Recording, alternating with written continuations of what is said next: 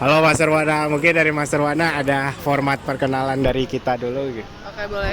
Jadi format perkenalan gua itu nama asli, terus nama samaran, Nama samaran. nama samaran. Bikin aja nama samaran Oke. selalu kayak nama asli, nama samaran, terus daerah kelahiran yang kalian mau. Jadi misalnya lu dari Jakarta, tapi sebenarnya lu mau lahir di Jogja, ya. Oke. Terus nanti kita selama wawancara harus manggil nama samaran. Oke. Oke? Siap. Jadi gue dulu ya. Gue Wana, nama samarannya LPP. Gue lahir di Jombang. Jombang. Lo. Nama asli Muhammad Nafi Prasetya, nama samaran apa ya? PP deh, PP. Oke, boleh PP. Gue LPP, lu PP ya. ya. Apa sih? Kalau lahir mau di mana ya? Lahir paling di mana ya? Sulawesi Tenggara. Boleh. Gak apa-apa kan, gak mesti di luar negeri gak apa-apa kan? Oke. Halo Mas Wana, halo LPP. Nama aku JWT Syabakti. Nama samaran Kebo. Kebo. Oke, PP Kebo. Kebo. Kalau mau lahir di Swiss. Boleh. Salam kenal, Master LPP. Gua Kenard, nama samaran gua Johnson. Gua kalau bisa lahir, gua lahir di Cina aja dah. Halo Mas LPP, namanya Rizky Tiara Mandita, biasa dipanggil Avi. Nama samarannya Freya. Habis itu Ami banget. lahir di New Zealand. Oke, halo Master LPP. Aku Hosana Teresia Clara Antonia. Nama samarannya Thomas. Terus aku lahir di Kanada. Oke. Thomas, Freya, Johnson, Kebo. Kebo atau Kebo? Kebo. PP. Terus PP, PP, LPP ya. Oke. Oke, mungkin mau nanya dulu Mas LPP. NIM-nya dan jabatannya di KMPN itu apa? Oke, jadi NIM gue 136220883, gue itu DPA KMPN. Terus mau nanya dulu, siapa mau nanya dulu? Kira-kira tah? Johnson! Oh iya, Johnson. Johnson. Oke. Aing, udah lu dulu lah. Ayo coba dulu. Freya dulu. Mungkin mau nanya, sebagai jabatan LPP yang DPA itu kan, ngapain aja sih job desk-nya? Oke, jadi kalau misalnya urusan ADART, kepengawasan keberjalanan BPP itu biasanya dipegang DPA. DPA tuh sebenarnya ada perangkatan kan, tapi kita nggak fokus ke angkatan doang, ke keseluruhan. Cuman mungkin kita tugasnya perangkatan itu menyalurkan keinginan angkatan ke KMPN aja. Terus kita tugasnya yang nurunin orang ke Angmut gitu.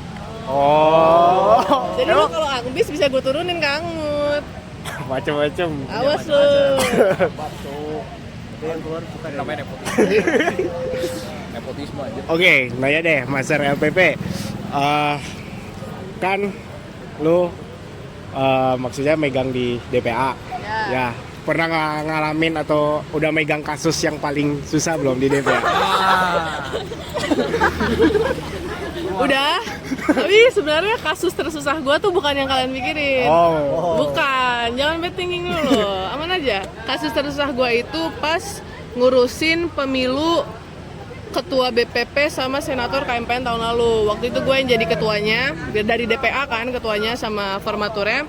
Waktu itu chaos banget tuh, karena kebetulan angkatan atas nggak banyak yang mau naik, terus lagi cekcok sama jadwalnya, terus sering berantem tuh waktu itu lagi banyak ribut, jadi ya begitulah, itu yang paling susah. Kalau yang kasus kemarin nggak susah, karena semua pihak berkompromasi gitu, jadi nggak susah. Dikompromi. Iya. Ada. Nah ini kalau LPP gua ada pertanyaan nih. Boleh Johnson? Ya, pas Sonic itu pengalamannya gimana? Yang paling berkesan pas Sonic? Nyonik apa Sonic? Sonic dong. Pas Sonic. Jadi sebenarnya gue tuh homeschooled kan SMA-nya. Terus TK, SD, SMP itu gue inter sama National Plus. Jadi gue selama ini swasta, nggak pernah masuk di sekolah negeri. Dan gue tuh nggak pernah mengenal konsep kaderisasi ini. Jadi pas di Sonic, setiap gue di interlab, pikiran gue tuh cuma satu. Sumpah ini orang kenapa teriak di depan gue kesel banget. Gara-gara gue diteriakin terus kan. Interupsi lapangan. Iya, pas lagi interlap itu kan, interaksi lapangan. Interaksi. Jadi gue juga, sebenarnya kalau misalnya kalian dulu kemarin kesel-kesel, ya gue wajar juga aja. dulu kesel ya. Abis itu lu bayangin lagi di depan panas-panas, lu kayak woi kamu, terus kayak anjing lu berisik banget. Jadi pasti capek juga, tapi itu menjadi salah satu jembatan gue karena gue kebetulan anak IUP, terus pas TPB itu IUP itu kelasnya nggak ada yang bareng atau sejadwal sama yang regular, jadi gue bener-bener gak punya teman pas di AE, tapi gara-gara Sonic ya gue jadi punya teman juga banyak gitu. Membuka, mencerahkan. Oh, Pak Johnson juga IUP. Juga IUP. Sama nih, tapi juga TP IUP. Ini semua IUP kecuali Kamu juga IUP? Kamu juga? Iya. Apa ya? Ini Wawannya yang IUP aja bisa gak sih? malah gue yang gitu ya. Ayo coba. Ini bukan di DPA-nya tapi di KMPN-nya sendiri. Kayak Master LPP ada ngadepin tantangan apa dan gimana cara ngadepinnya sama berhimpun? Mungkin kalau misalnya di luar DPA itu kadang ada masalah-masalah terkait pelaksanaan kegiatan dari BPP-nya. Contoh misalnya nggak sejalan sama ADART-nya, nggak sejalan sama aturannya, nggak sejalan sama keinginan masanya. Itu kan sebenarnya jadinya sebuah masalah juga kan. Terus kemarin tuh sebenarnya mungkin dari gue sendiri pas di BPP secara personal, bukan secara DPA, itu yang kasus kemarin banget. Itu kan ada surat penurunan yang mendadak banget dan belum disosialisasikan ke masa KMPN. Jadi waktu itu emang banyak yang kaget, banyak yang shock, banyak yang nggak setuju, banyak yang setuju. Jadi kayak waktu itu cekcok banget aja, sebagai masa KMPN juga bingung aja. Dan waktu itu kan tiba-tiba booming ya. Jadi kayak Kan boomingnya di iya, tapi kan jadinya semua orang tuh tiba-tiba tahu mendapatkan ini tuh. Jadi damage control di masa KMPN tuh susah gitu. Kayak gue sebagai masa juga merasa kayak ini sesuatu yang KMPN juga belum bisa nanganin gitu loh. Makanya maksudnya sebagai masa dan sebagai DPA dan sebagai BPP kita semua shock dan nggak tahu harus ngapain juga kan. kayaknya harus perlu bikin itu dah. Bikin apa? Bidang baru Bidang apa? tentang pencegahan. Iya benar. Ada, itu di Kestra. Oh. Udah ada, itu udah masuk. Dan kemarin emang BPP Kestra yang ngurusin. Jadi udah diurusin. Aman aja. Bang Ajo ya, Mas Rajo. Itu kabitnya ya. Lu mau nanya nggak? Ayo PP. Paling mau nanya nih Master LPP nih. Pengalaman kemarin deh pas kita nih di Sonic pasti kan nih Mendonik. dekel nih, aduh kelakuan aneh-aneh, spek gak lengkap, perasaannya gimana deh? Jadi gue sebenarnya mungkin gara-gara gue lebih fokus ke perempuan-perempuannya kan, gara-gara mungkin nggak banyak mayoritas panitia Sonic yang bisa berinteraksi sama ini ya kan. Kebetulan gue salah satu perempuan yang bisa berinteraksi kalau misalnya kalian lagi nerap atau apa. Jadi mungkin gue fokusnya ke yang perempuan, terus menurut gue lucu aja gitu. Kayak maksudnya tahun lalu tuh mungkin lebih dominan cowok-cowoknya yang interupsi, yang apa gini-gini kan. Terus kayak lebih prepare, lebih apa. Kalau tahun ini tuh cewek-ceweknya kelihatan lebih oke lah daripada maksudnya di dalam internal tuh lebih Bersyukur lebih siap gitu, maksudnya lebih nyantai gitu. Kalau yang lain tuh kadang gue ngeliatin yang cowok-cowok kayak sumpah lu sebenarnya santai aja, lu gak harus segitunya, tapi ya udahlah terserah lu juga mungkin baru pertama kali. Tapi lucu sih. Gue udah biasa. Lucu sih. Gue pertama kali. Lucu ngeliat kalian karena gue Baru dalam. iya kan, malas juga. Jadi ya gue ngeliat kalian, tapi gue ngerti juga perasaan kalian. Jadi kayak lucu aja gitu. Ternyata gue juga dulu segoblok ini, tapi kayak udah. Kayak sesuatu yang simple, pembawaannya kan dibikin sulit aja kan. Tapi sebenarnya kalian simple aja, juga nggak apa-apa. Tapi kalian gara-gara tertekan dan panik, dan itu kan sebenarnya kalian terus koordinasi pas interlap tuh koordinasi sama angkatan. Tapi kalian nggak bisa ngobrol sama angkatan, jadi bingung juga kan. Ya udah, jadi lucu aja kayak ternyata sebelahan ini ya dulu gua gitu. Tapi ya udah. Mau nanya deh masalah apa? First impression Master kepada kita Artemis dan impression sekarang gimana? Kepada Artemis itu gue kan bukan punakawan kan, jadi gue sebenarnya nggak pernah ketemu sama kalian juga. Mungkin lebih ke aduh beda banget nih sama Apollo sama Testral kan, beda banget, jauh beda banget. Tapi masih yang kayak aduh culun banget karena baru masuk kan ke Ganesha gitu. Tapi sekarang setelah gue lihat mungkin udah mulai kelihatan nih siapa yang emang bakal nge-BP, siapa yang bakal jadi pelanjut gitu-gitu, mungkin udah kelihatan. Terus kayak oke juga.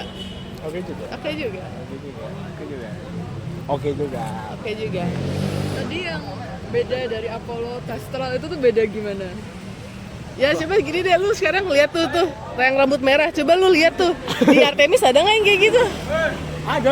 Tuh yang kayak gitu juga ada nggak? Ada. Kalau dulu itu Nadia tuh rambut merah tuh Nadia. Dulu gue juga rambut merah lagi. Terus coba ya maksudnya karakteristiknya beda aja. Mungkin gara-gara kita kan udah setahun juga kan di Ganesha, udah setahun di campaign, jadi pasti ada perubahan sifat dan lain-lain. Kayak lu yang dulunya kayak, lu percaya deh Johnson, gue juga dulu kayak sangat tidak melihat ke kepentingan ini semua, tapi sekarang gue jadi DPA, gue jadi ketua pemilu gitu. Jadi kayak pada akhirnya nanti kalian bakal mengalami transisi, terus kayak finding yourselves, kayak anjing kenapa gue jadi kayak gini, kayak gitu. Tapi gara-gara teman-teman kalian dan lingkungan kalian yang ada juga. Jadi masih beda lah, masih fresh. Masih fresh aja. Gua, oke. Kan Kebo dulu. ya. Oke, Master LPP. Kan dari tadi bahas Sonic. Nah, gua pengen tahu dong dari Master LPP kayak acara besar KMPN yang berkesan bagi Master tuh. Acara besar. Kan Apa harus ya? berhubungan dengan KMPN. Kayaknya yang paling meriah tuh Wisuda. iya wisuda sih, karena semua orang chaos kan. Cuman menurut gua mungkin ini bukan acara besar sih, tapi kayak ada proker KMPN yang kayak Portal atau DDD itu yang bareng sama sama MTM sama FT itu lumayan seru juga. Tapi kan itu konteksnya beda ya. Kalau misalnya acara besar itu kan lebih ke ada feel kayak kalian memamerkan hiburan kalian keluar gitu kan. Tapi itu capek sebenarnya, kayak lu seharian ngantri di Saragam pada saat itu kayak iya kan, jadi akhirnya capek juga. Tapi ya deh, ya mungkin wisuda paling meriah sih. Tapi kalau misalnya nanti tahun depan ada Portal, pasti itu lebih asik. Portal tuh yang ini ya, Pekan olahraga. Kan ini LPP udah 1 tahun di KMPN ya. Yes. Budaya-budaya KMPN yang udah terlihat itu ada apa aja menurut LPP? Budaya kayaknya ya pasti kan derap udah, mungkin sifat kali ya, atau budaya maksud gue yang biasa diturunin, yang nggak ada di sifat, yang nggak ada nilainya gitu. Sesuatu yang informal aja tapi selalu ada di KMPN. Mungkin sekarang tuh lagi ada kantin kejujuran itu kan sebenarnya hal yang diturunin, dan yang ngurus tuh yang pertama menginikan tuh sebenarnya kan anak Tesral kan, dan sekarang dia lagi nggak nge-BP juga, dan tapi masih dilanjutkan terus. Kayak itu salah satu hal informal yang akan dilanjutin. Itu Warsito kan sebenarnya ya lu lanjutin terus gitu kan. Itu kan kayak budaya KMPN yang selalu ada. Terus mungkin budaya berikutnya itu dulu itu kalau misalnya udah malam itu boleh ngerokok di sekre. Sekarang udah nggak boleh, jadi budaya itu sudah dihentikan gitu. Sama inilah kebersihan sekre itu pasti pada akhirnya bakal ada aja yang dimarahin dalam sebulan gitu. Yang paling sering dimarahin siapa tuh? Beda-beda sih tiap orang, beda-beda tiap orang. Karena biasanya lagi ada acara kan, ada wisok, sekre kotor, yang dimarahin ini wisoknya. Ada pemilu kotor yang dimarahin gua gara-gara gua ketuanya. Ada sekre kotor lagi ngurusin acara Portal, ya Portal yang dimarahin, kayak gitu biasanya. Thomas. Ya, hal terabsurd deh yang pernah Master LPP alamin sama berhimpun. Kayak what the hell? Kayaknya apa ya yang paling terini ya? Masalah itu enggak kan?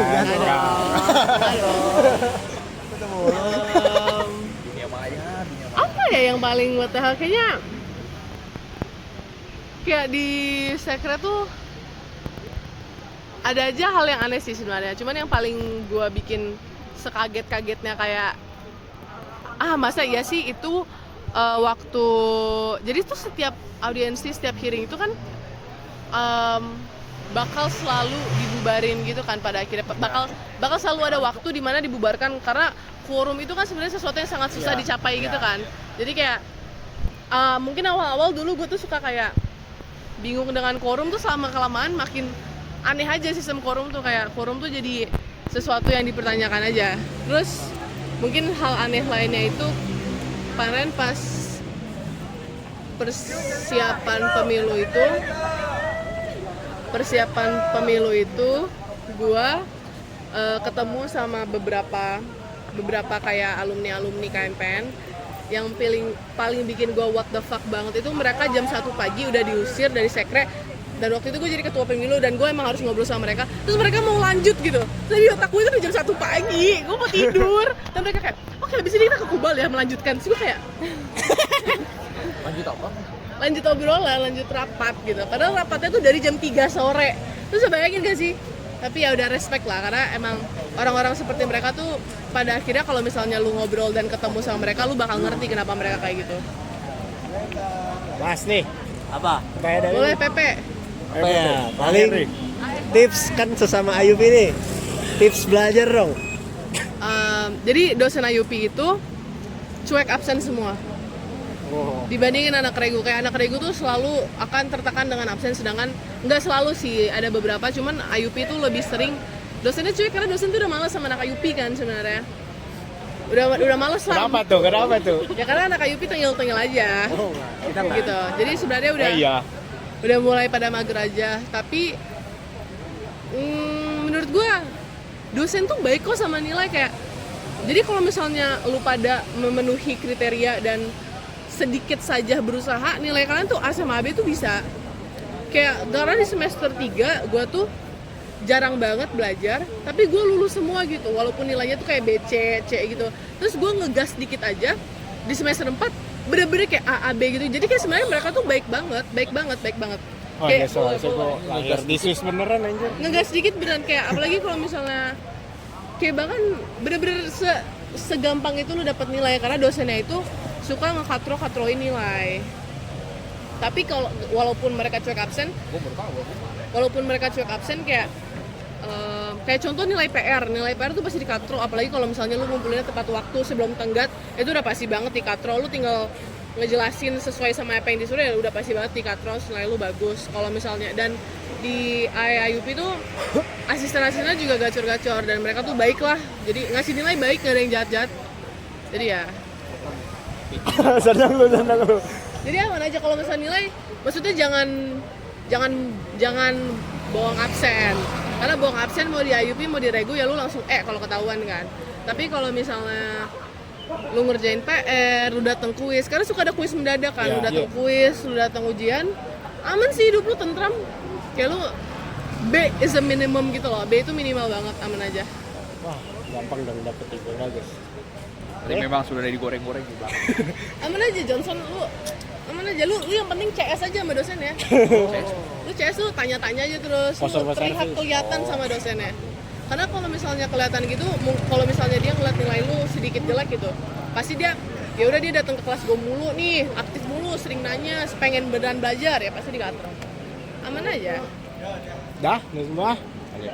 Oke. Kasih Master LPP udah bersedia. Kalian udah pada dapet kajaim? Udah, aku udah. Belum. Kenapa belum Masih berasa? cah.